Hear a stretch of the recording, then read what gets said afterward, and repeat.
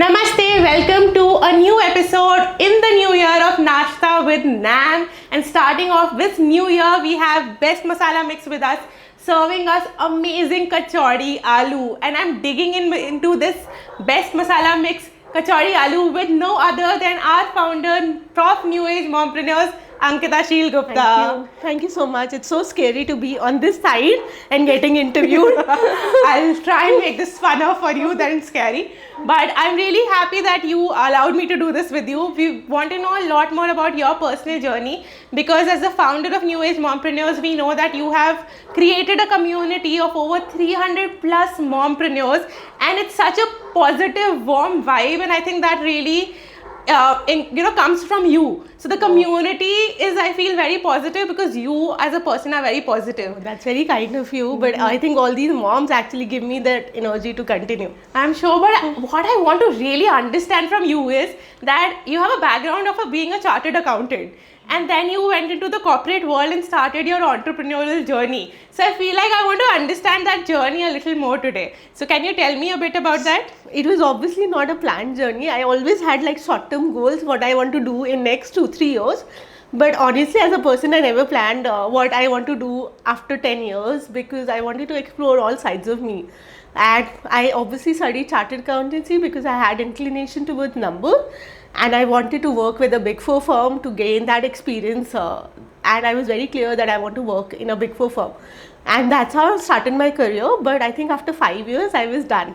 And in the 4th year itself, I started preparing for my MBA because I said I've learned a basic structure of how to manage employees, how to manage resources, and how a bigger company functions. But I want to start something of my own. But due to circumstances, I could not pursue my MBA, and I actually ended up joining my family business. And there was a very big role because when you're in a bigger company, you are just looking at a very limited picture. But suddenly when you become an entrepreneur, even like getting toilets clean becomes your responsibility. So it was very different experience for me in general. And what was your family business? So it was a diverse business with education, travel, multiple skill development programs. The business had also diversified from education to different businesses over here. I was obviously looking at the financial aspect of it, but I was also given the responsibility to run the travel company. The travel company was a loss business at that time, and my parents obviously didn't have any trust in me for running a business. So they said, we'll give her 6 months to prove herself. Anyways, this is a loss company, so we want to eventually close it down. But we want to see how it goes with her experience. And with that in mind, there was a lot of pressure to perform also. Yeah, I'm sure. But the thing was that in a CA firm, everybody is a CA. So you work with at an educational level, you're at par with everybody, whether you're seniors, whether you're junior. With the family traditional businesses, a lot of people are coming from vocational courses where they've done like a basic understanding of customer services not there. So teaching, building a team, delegating work, teaching them basic skills around what is customer service was a huge learning for me also. Like I remember initial days I would delegate a work and people will bring completely different set of work. I was like, I didn't ask you to do this. And that's how I realized that breaking down things for people, making steps to make it easier. Because in a big four firm, you never have time to explain that. You're always given things in a rush. But this was a different culture for me. But do you think that having that corporate background helped you in the entrepreneurial journey? Yes, I actually felt that I empowered a lot of people, especially with the customer service skill and also like Excel sheet. Because in a big four firm, like everything was properly handled in an Excel sheet. Everything was well documented. So when I came to the company, I realized everything was verbal. And in working with a big four firm, I became a fan of documentation because then you have a backup to cover for yourself also that this is what you've communicated. So that also I taught to the team. We made drafts of and also what I realized that my team is not equipped to handle holidays because they don't have so much destination knowledge. But what they were already doing was they were doing an internal travel for our company. which was a diverse team with 200 people and a lot of people traveling at different locations, remote locations, and they were very happy with the team, that they are handling it very well. So we realized that this is something we can cater to. So the travel company, within the travel company, the employees were traveling to different places. So the for work. group had 200 plus employees, and the internal travel company was catering to it, Okay. but they do not had external clients, so there was loss.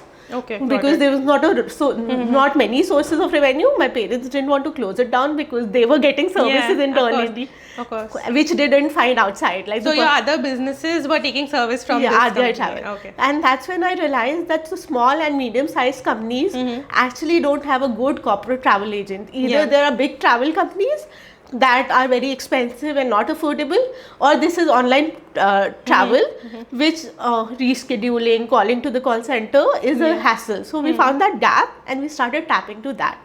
So I think from- that's such a nice learning for entrepreneurs, is finding the gap in the market.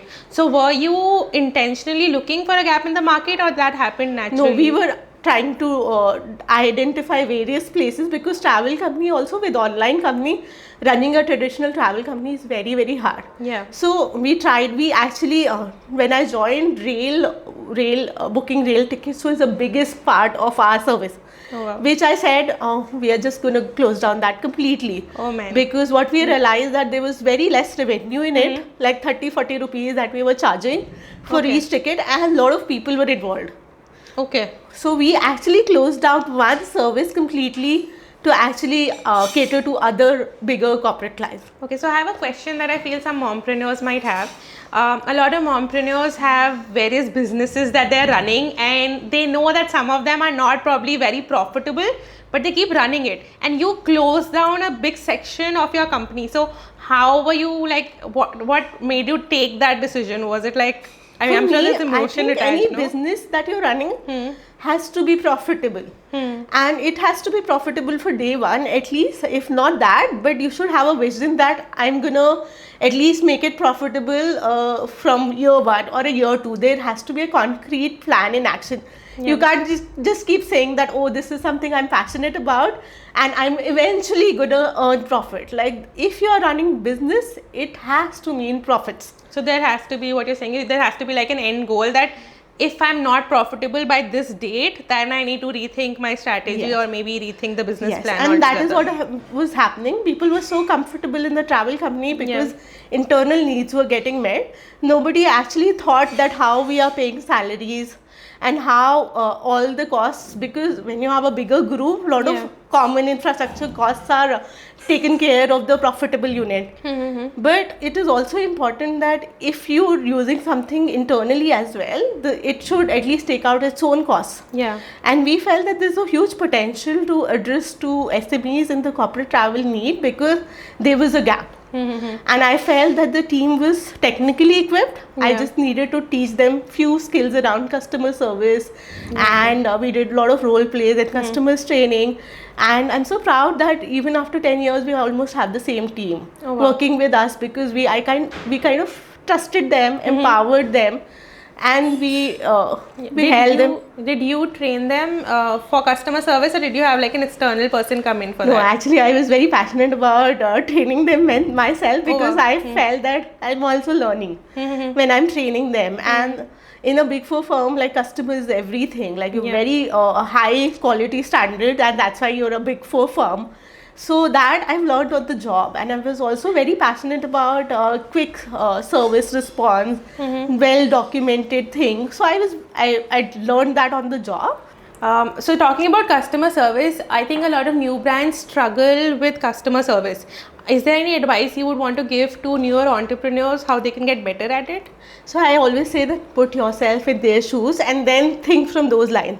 Whatever you're not liking, they would not like. If you don't like delays as a person, they would not like delays. If you like communication well about the timelines, so always put yourself in the shoes of the customer and then think about customer service around your product and service. What you expect from an outsider is something you should deliver yourself. Perfect. I think that's so important, and I've seen you put this in place even with your company Mama's Kitchen, which was a healthy baking venture, and I want to now know about that. You restarted your entrepreneur. Can I just know from the travel business, how did you land to Mama's Kitchen? So I had to take a bit of break from my family venture because I had a very, very hard pregnancy and I had premature babies, and there was no way I could travel and meet the needs of the travel company. And I took a break for about 2 years, and then I was ready to join my family business. But then COVID hit, and there was no way I could risk my kids and adults traveling to another location. Also, the travel company took a major hit at that time for obvious reasons. Yeah. So I was very frustrated being at home because I like to go out. I love working. So I was just not able to find myself. And one of my friends actually pushed me to start my baking ventures. I've been baking for my kids. I was very passionate baker for healthy stuff, and I was baking for my friends and family, and they absolutely used to love the goodies, and also the fact that it's coming from a mom and with healthy homemade ingredients. So she pushed me, and actually within 2 days, like on a Friday, I'm having conversation with one of my best friends. She was actually one first member in NAB also. Oh, wow. And she said, Ankita, you need to start that. And she's a blogger and a writer. So she said, I'll do everything for you from menu to an Instagram page. Wow. But you just bake. So she is actually one of the biggest reason. And Friday we had this conversation. By Monday I was taking orders, distributing free samples. Oh, wow. And that's how the journey started. Wow. So when you say distributing samples for a food business, do you think that's something that people should consider doing? It is the most important thing in food business. That's what I believe. I got 4 orders on the first day itself because people had already tasted my food in the Playdates community or otherwise, because they knew the taste. And for with India, like with so many bakers or other people in the food, there's so many options. Yeah. Not everybody is going to like the taste of the food that you're offering, but you have to make that effort. I think it's the easiest marketing that you do for your product. So before you started it as a business, people had already tasted your product. Yes. And they were kind of eagerly looking forward to it. Yes, and I baked a bit. The first day I launched, I already had a community that has been, I was running a Playdates community back then, and they had already tasted my stuff on the Playdates that I used to host at my place. So I said, I'll post it on that group saying that this is what I've started, and I love you to get tasters from me. And I thought that I baked like 200 cookies, which is going to be enough for the tasters. Yeah. But what I realized that there were so many people who wanted to taste more. They haven't tasted, but they had heard things about my baking. Yeah. So I was just baking constantly for 3 days, and I had a wait list to send samples in. Oh, and wow. also on the same day, I had 4 orders because people said that I'm sending my driver for the sample. Yeah. So maybe let's just order because I know your stuff is good. So it wow. was really a kickstart for my business because there was already an audience for that product. Oh, wow. So like you did obviously invested money into those samples, and I think that's where a lot of entrepreneurs struggle, is investing money upfront. So would you say that somebody who's starting off business, they should have, see this would be called marketing, right? So should, like from the get-go, should they always have like a marketing cost in place before they start? Is that something you would recommend? Small budget, whenever you're starting a business, it's up to you how much you can invest. I don't say that you put huge amounts in marketing, but especially if you're in a food business, and you should only run food business if you're passionate about feeding people. That's what I strongly feel. I was very passionate about healthy treats and offer that to kids. Yeah. So I honestly felt that people need to taste my food, and this is the investment. And honestly, the cost of the food is not that much, but the amount that goes in preparing it, your time in baking, is a lot. And especially, and if you're using healthy ingredients, they're expensive than the usual ones. But you have to make that investment. You can also say do 1+1 kind of thing, like you order one, you get one free. Like every order initially I used to do, I used to try out new flavors a lot. So I would send a sample of a newer flavor to get feedback also. Because when you're doing healthier versions, you're never sure whether the healthier recipe is going to hit the right note or not. True. When you're sending out, so since we're talking a little bit finances here and you have a financial background, is there financial advice that you would like to give to mompreneurs that are starting out? Are there certain finances that they should be definitely looking at when they're beginning? So I strongly believe in having a clear plan and clear accountability. So I am a big fan of Excel sheets, and I did not invest in a lot of softwares in the beginning because it was a startup and it was a one-person show. So Excel sheets is a good way. You put your expenses in, you put your incomes in, and month on month basis you know what you're earning. And a lot of times I also see moms, like they're buying stuff for home and they're buying stuff for business, and there's no accountability for it. Yeah.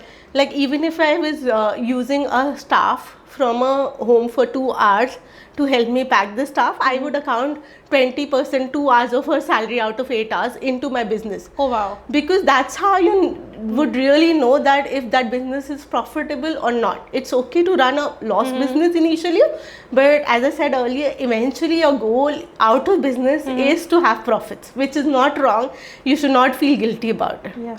So like when you were just starting out as a solopreneur, you were still checking your finances and making From the Excel day sheets. one, because that gives you an idea how much you can invest more, how much savings do you have to invest in marketing. Sometimes you go over budget, but sometimes you go it unplanned. So even if you're making decision, you need numbers. Without numbers you can't make any decision in business, and you need to have I had a huge background of financial education and my work experience, but this is something you need to learn. This is a basic skill. Like जैसे हम कहते हैं ना, बनिया को अपने numbers पता होने चाहिए. So if you are in a business, you should have your numbers on the key, like on your tips, that this is your loss. And ultimately if you don't have control on numbers, the business, I strongly believe, will never grow.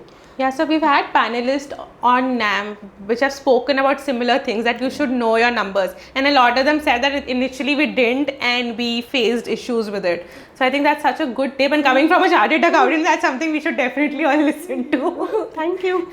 So you mentioned about your South Delhi Playdate community, and from what I know, New Age Mompreneurs was born from that community. So were these two your first communities that No, you formed? actually my first community was my expat community, Okay. which was called 3G. Again, when I started working, I worked on international tax, so I did a lot of entry and exit interviews for expats. Expats are the people who come to India for work. So they're foreigners basically.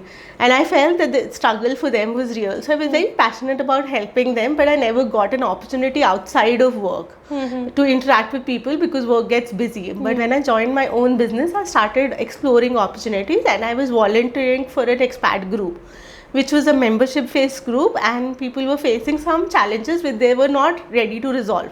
So I started my own group because I wanted to genuinely help these women who find Delhi very, very overwhelming, and they're completely lost. I'm sure. And like that- born in Delhi, I find Delhi overwhelming. Yeah, so and imagine somebody is moving here for the first time. They don't know the language. Yeah. And they don't know any thing about the country, and sometimes Delhi is also not very structured in way of like red light kaise cross karna hai. Oh, yeah. Things I like can't imagine small they would have things small problems like like this. Yeah. where to find international ingredients for cooking. Oh. Things like that, driver recommendation, cook recommendation. So I felt they were completely lost, and I felt that as a local person, it is my responsibility to make them aware about the country and help them settle in so that they like the country. I'm a very, very proud Indian. Yeah. So I started building that community, and I actually personally learned so much about community building when people from different color, languages, caste, creed, religions,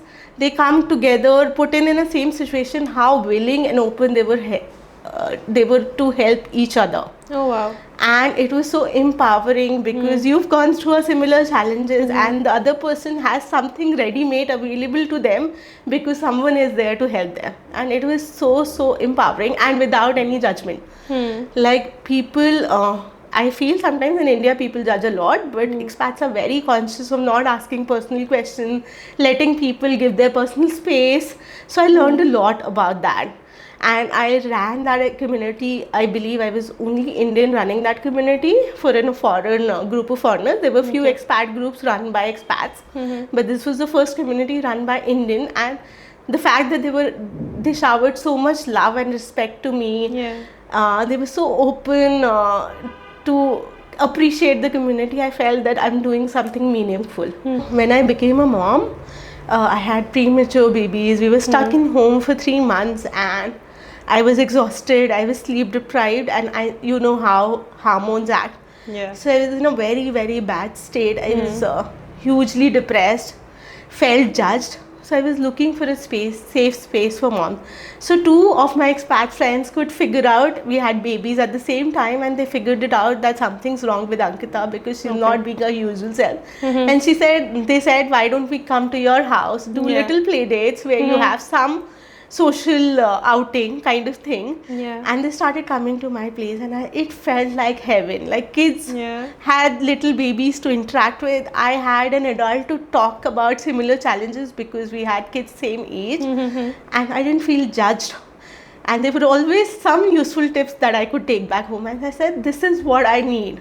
And I started searching for Playdates group around, but I couldn't find. Like back then, Playdates was a familiar concept in the West, but not in India.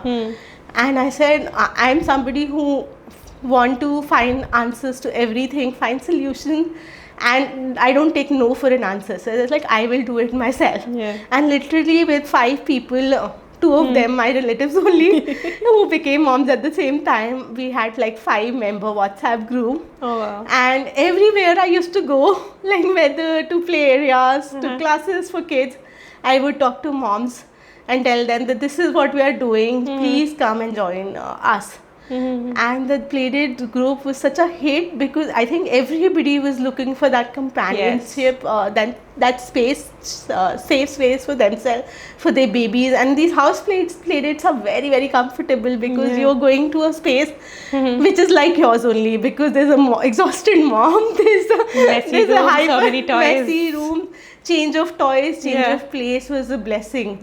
And it just, I just felt that this is something we need to keep going. But in COVID, obviously, the Playdates group converted to support group because so many moms were looking for support, and we didn't feel safe taking our kids out. So that's how the support community started. And when I started my Mama's Kitchen, I felt there's no space for mom entrepreneurs. There were a lot of communities for parenting support by then, but I just felt that nobody understood challenges of mom entrepreneurs. I was depressed again as an entrepreneur. Even though I had a lot of orders, I sometimes doubted myself. Also, like sometimes I was very good at communicating with people, but there were some delays sometimes because your child is running fever and you have packed good, but you don't have somebody to deliver, pack it, bake it. So sometimes there were delays, and moms obviously understood me, but there were other clients, corporate clients I was working with. I felt they judged me in a way that they didn't understand. They thought that I'm making an excuse, but it was a genuine problem that I had as a caretaker and as an entrepreneur. So I said, we need to spread awareness about this, and we need to spread awareness about these challenges are unique. We need to talk more about it. And then I googled, and there was a term called mompreneur, which really resonated with me. And he said, I want to start this new age mompreneur. And Aarti, who was the person who actually pushed me to do Mama's Kitchen, she said, I'm going to support you, so I'm going to be your first member. So this was actually a first community we actually charged a contribution. Before that, it was all free community, so I was not sure that whether anybody is going to pay a membership fee, because back then there were so many WhatsApp groups, and people didn't understand difference between a WhatsApp group and a community. That it's more administered, lot of time goes in building the structure for it. She was my first member. I still remember it was 1st September, like somewhere in between. Mama's Kitchen, 4-5 months had happened while I was running Mama's Kitchen. And I told her that if by 1st October we get 20 registered members, then we are going to start it. Otherwise, we are not going to start this. Let's test the waters first. And we started talking in my expat group. I started talking about it on my Instagram. I started talking about it on my South Delhi support group. I started talking about it. And by 1st October, we had 32 registered members. Oh, nice. And there has no looking back, I think, since then. Nice. So I want to go back to the South Delhi Playdate community, and like you said, you started it with 5 people. I remember joining it way later, and I was put on a wait list. So I want to know how that community grew. Was it just word of mouth? Yeah, initial, I think 100 was me pushing people, trying to fetch them. Like whenever I find a young mom, I would I would not hesitate and go talk to them. Like a lot of time, people hesitate talking about what they're doing, but I felt that the maximum she can say is no. Yeah. It's a free community. It's helping support. It has offered support to so many people. Yeah. So at least I can talk about it, and then it's her decision whether to join me or not. And it's hard to trust a stranger, but when you see a fellow mom with similar struggles, you somehow have that. You have that connection, yeah. for Yeah, sure. so I think first 100 people were like, I pushed them to join, and then it became kind of viral, and people Yeah. said, oh, this is what we are looking for, and they started recommending people, and at that time WhatsApp had a limit Yes. of 250 people or something, 256 people. And then there was a huge wait list, and nobody was willing to leave the community, even they moved out to South Delhi. They Oh, said, wow. we still want to be on the community. Somebody moved to Gurgaon, somebody moved to US.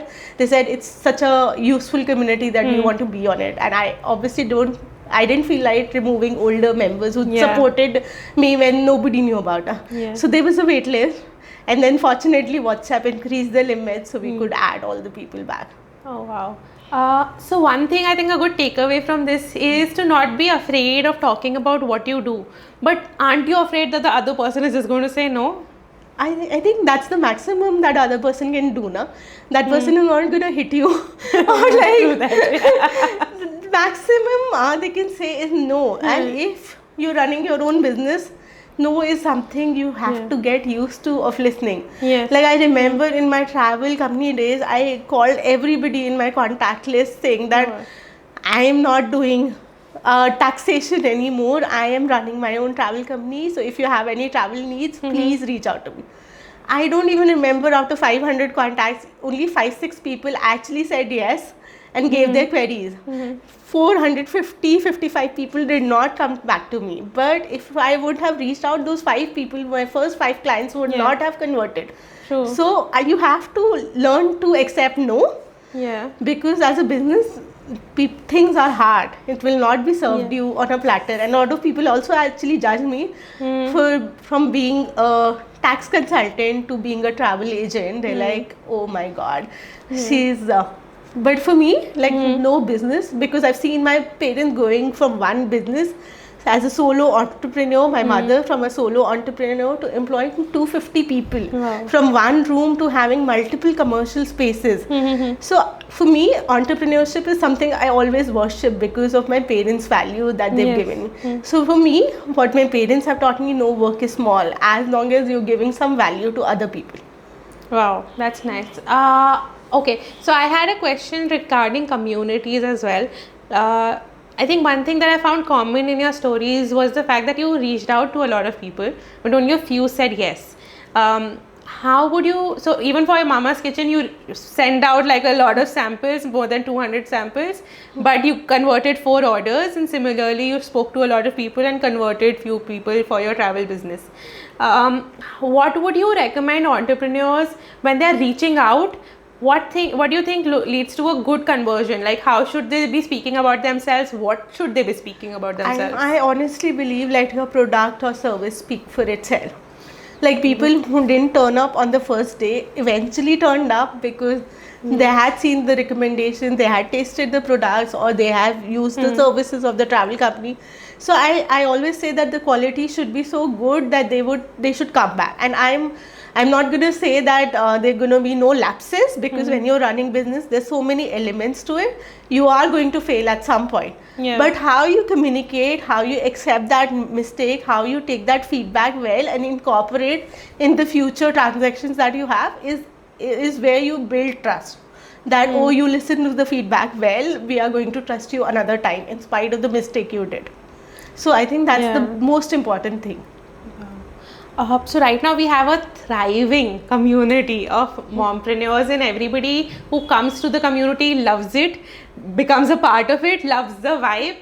The one thing that I want to ask you now is, because the community is growing and networking in general, people are realizing is very important, and it is. If you haven't networked, you definitely should. I would want advice from you on how to network, because I think some people don't know exactly how to do it, and then they tend to miss out on a lot. Yeah, I networking is not taught to us in the schools. So this is something you have to learn on the job, and I think as a like networking is important in every space, like whether you're working or you're running an enterprise. At work, it is important to build relationships again, but as an entrepreneur, there's no escape from it. You need to network to grow yourself and grow your network, your potential clients. So first thing is to start.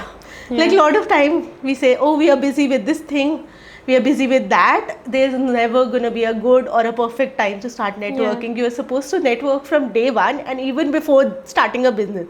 But if you've not done so, start now. Yeah, I think you should put it on your calendar and be like, I have to network once at least a month. Yeah, and also I say that it's like a workout, like you work out for your body, you go to gym. For your business, this is like a workout for you. You have to have a set time and routine and discipline around it, because networking does not give you immediate results. Very rarely it does. It is a long-term investment that you make in yourself and your business that is going to grow eventually. And a lot of time networking is also about learning new skill sets or getting inspired from the people you're meeting. So number 2 tip that I'm going to give you is don't hide yourself in networking meetups. It is very, very overwhelming to go to a networking meetup with strangers, everybody doing something wonderful, and we as women entrepreneurs also undermine and undervalue ourselves. Is I would say reach out to everybody you can, and don't hesitate to talk about your work, but also listen at the same time. Listen about what they're doing. Don't be too pushy. Try focusing on building meaningful relationships there and that. Create first impression rather than, I also see like people are just focusing on collecting cards. Wow, from a networking meetup I've collected 50 cards. That's not your goal. You have to make some meaningful collections. Even if you've collected only 5 business cards and you've built a relationship on the networking meet itself, you have gained a lot, because they're going to remember you. Yeah. So would you recommend that after you've met somebody at a networking meetup, should you go back home and kind of also message them later saying it was nice meeting you? Of course. And you do your research well. Don't do a copy paste of messages by changing names that I met you. Obviously have a template in place, but do a little bit of research about their company. Say that I went through your website, I found this bit interesting, I found that we can collaborate. There has to be a takeaway for them, for you to for them to get back to you. So this is what I found interesting, let's connect again, or let's collaborate on this thing, or also sometimes give things. Like for example, a lot of networking meetup, I've not gained anything, but I've told, oh, I know somebody who's useful to you, so why not let me make an introduction for you. And I know for sure that when I'm going to reach out for help to that person where I've made introductions for them, they're going to help for sure. So I also feel one of the biggest, it might look quite opposite of networking principle, but biggest principles of networking is to give first rather than trying to take everything in. That's so true, and I see a lot of mompreneurs and entrepreneurs pushing for sales and networking meetups, and I think they need to understand that that's not an exhibition, it's a networking meet, and it's more about interacting with the other person. And again, I feel like I myself have learned a lot when I network, because when I ask those questions that I have problems with, I'm able to get those answers because those people are in the same position as me. So having yourself in a room full of people that are similar to you really helps, and I think that's where NAM has been very helpful, because we're all like mom entrepreneurs put in one room, and we all have similar problems. When you started this with those 30 members, did you foresee that it'll come to this? Like you said, you have like it should be profitable. So do you have like a year-on-year plan? So no, not for NAM. I did have it for Mama's Kitchen, Yeah. but NAM was something that was running on the side for me. It was like a passion project, and it was also obviously helping me get orders for Mama's Kitchen. So I never thought it as a business venture, but it was I realized that the corporate orders and Mama's Kitchen were not giving me that much happiness.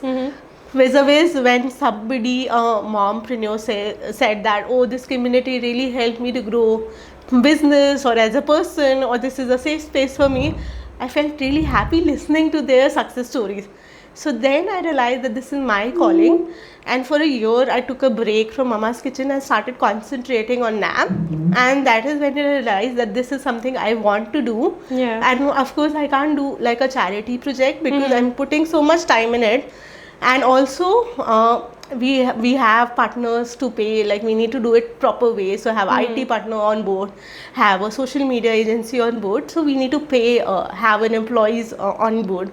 So that's when we realized, and last year is actually when I registered the company and said that now I'm going to make plans. So last year was the first time actually I made a plan that I'm going to give myself 2-3 years, and this is then how the revenues start to flow in.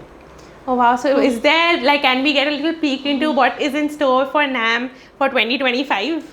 2025 is, I think, more local chapters, because we started Gurgaon chapter last year, and we saw that a lot of moms had barrier to travel to a distance. So we broke that barrier with Gurgaon chapter. We had a wider reach, and now from Gurgaon people are also traveling to Delhi for our meetups because they found value, and we were able to break that distance barrier. But I also feel that sometimes you have to be locally available to mompreneurs and give that option that these are the 10 meetups that are going to happen, but something is available closer to you as well.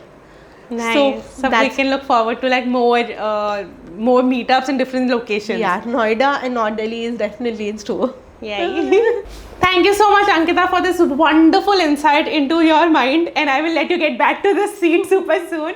Thank you so much, everyone, for joining us, and we'll be digging into these kachoris. Wow. And I cannot wait. And these are my favorite. So but first tell me, you're looking like new year, new you.